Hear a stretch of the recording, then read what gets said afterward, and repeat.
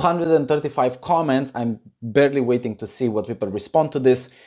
What is your advice for me to learn to love myself? Practical, please. So, okay, Betty Owens. You don't, that's bad English, but anyway. How do you know how to connect with others who wants to live so you, it's like, I'm sorry, I cannot take the pain anymore. Read out loud first. Nurture yourself. Do hard things so you can grow and live new experiences. Yes, it's very counterintuitive. Most people don't get this. Sometimes in order to really love yourself is to go through the hard things. This dumb attitude like, oh, I should always like say positive words, never say bad things about myself. It's like, you know, just like relax, be at peace. And it's like that bullshit doesn't work. It might work sometimes.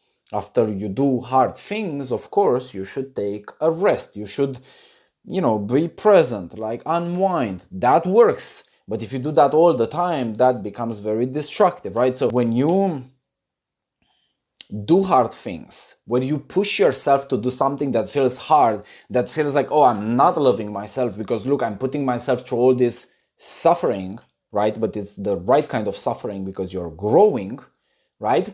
When you do that, when you put in the hard efforts, at the end of it, you should absolutely reward yourself. You make the connection between I'm enjoying this right now because I did put in the hard work to grow myself. And it's a complete process between doing hard things and growing and rewarding yourself and enjoying and making the connection between hard work equals good results. Work on shifting your self-talk from negative to positive. Sometimes I have to deliver the hard truth to myself, and that doesn't sound positive at all. It sounds like, hey idiot, hey stupid, here's what you're missing out, kind of self-talk. But that works because I know that deep down inside, after I have such a hard conversation with myself, I know that the reason I'm delivering something that otherwise looks like negative, it doesn't look like positive with certainty, I know that deep down inside the motivation is good. Again, it's a negative talk, but it's coming from a positive place. And that it doesn't matter what words you use, it matters what motivation you have. Are you your best friend? Because sometimes, you know, your best friend might say something that otherwise doesn't look like pleasant, it doesn't look like positive, but if they come from the right place, if they really want you to succeed, that is where you really have to stay positive. You have to become your best friend and don't mind the words. What really matters is the motivation.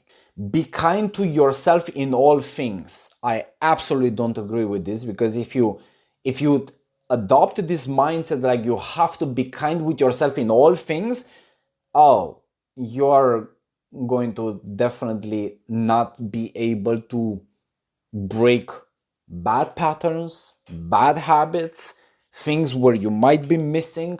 You are absolutely not going to touch that area. And that area, I promise you that it exists.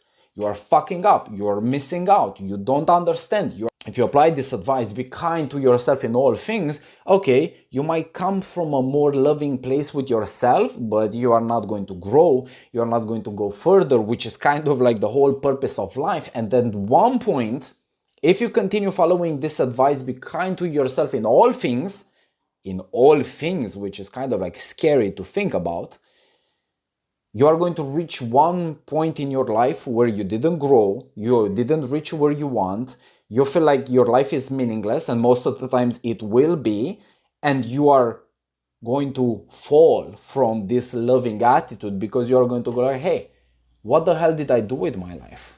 And that's not going to be a loving conversation. So rather, have tough conversations with yourself. Stay away from this attitude like love yourself in all things, which is impossible and also it's destructive. Have the tough conversations, put yourself to go through hard things, and that is going to be the best way that you can love yourself, because the best Proof that you love yourself is that you are willing to grow no matter what. You are willing to face what you're missing. You are willing to have an honest conversation with yourself, and honesty, integrity, and truth is the biggest proof of self-love. Sometimes when people are going to just like be nice to themselves when they made mistakes, well, they are not going to get the message. They are going to miss on the lesson. Sometimes hard-earned lessons come through pain, come through struggling. And that means that you have to put yourself to a hard conversation so you get the lesson, you grow. If you adopt this attitude, it's like, oh, I love myself, it doesn't matter, and all of that, you are going to miss the learning. You are going to miss all of that. You can love yourself by being tough on yourself, getting to learn the lesson so you don't make the same mistakes, so you grow, so you move further.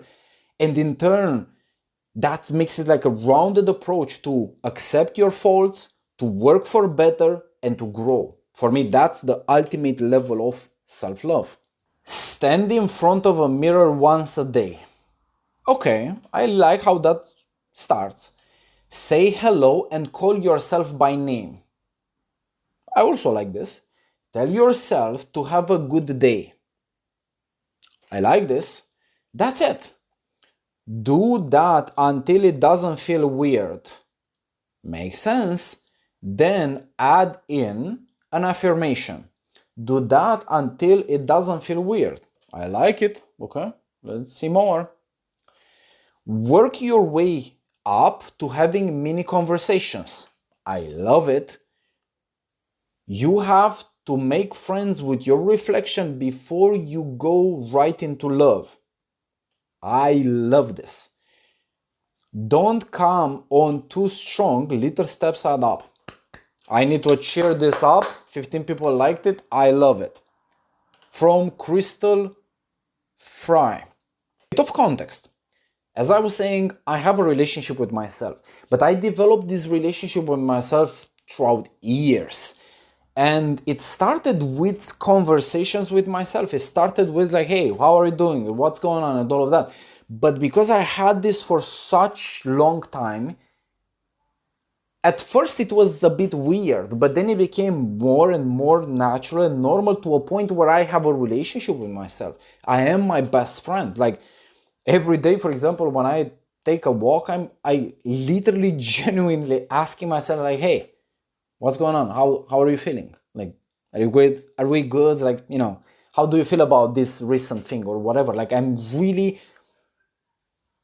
just feel like I'm my best friend. Like, I love the guy. I know all his struggles. Like, I'm my best friend. Like, like it's literally a relationship that I developed over time.